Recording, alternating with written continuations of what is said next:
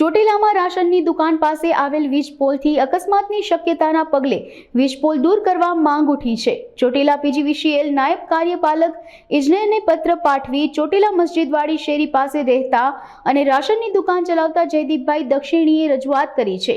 મસ્જિદવાડી શેરીમાં પોતાની રાશનની દુકાન અને રહેણાંકની નજીક આવેલા વીજ થાંભલામાં ચોમાસામાં વારંવાર શોર્ટ સર્કિટ થતું હોય છે, જેનાથી રાશનના ગ્રાહકો પર સતત અકસ્માતોનું જોખમ મંડરાતું રહે છે, જેને લઈ કોઈ દુર્ઘટના ઘટે તે પહેલા થાંભલો હટાવવા માંગ કરવામાં આવી છે।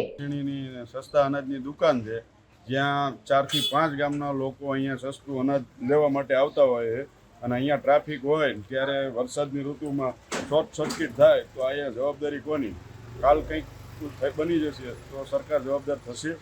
સરકારી દુકાન આગળ જો થાંભલો નાખવામાં આવે તો એની જગ્યાએ જો સાઈડમાં નાખે અથવા બીજી જગ્યાએ નાખે તો સારું કહેવાય, નહીં તો આની જવાબદારી કોણ લેશે? જયદીપ મેશભાઈ દક્ષિણી દુકાન માલિકીની છે। Licence number 14/0/2023। ભાવિન દિનેશચંદ્ર ચંદુલાલ દક્ષિણી સસ્તાનાજની દુકાન।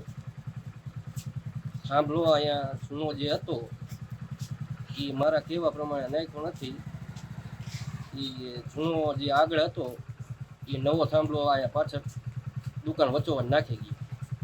તમે અરજી ગ્રાહકોને બધાને તકલીફ પડે। બીજા નંબરમાં અનાજ આવે, અનાજ ઉતારવામાં તકલીફ પડે।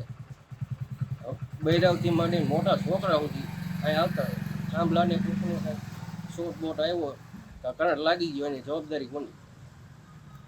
આપણી એટલે જ માગણી છે કે થાંભલો અહીંથી હટાવી બીજે શેક કરો।